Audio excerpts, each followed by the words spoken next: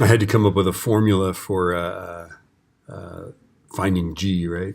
Okay, because on Earth, right, on Earth,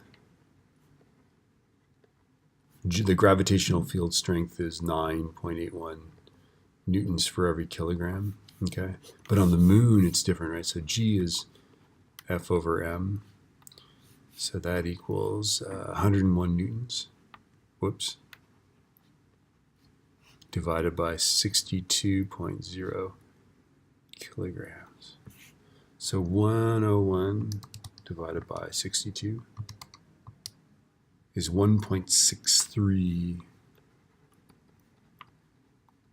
newtons per kilogram. You could say 1.63 meters per second squared. It's the same thing unit-wise. Typically, when we talk about gravitational field strengths, we'll use units of newtons per kilogram. And in kinematics, before you know about newtons and kilograms, we talk about meters per second squared. That's the only difference. All right.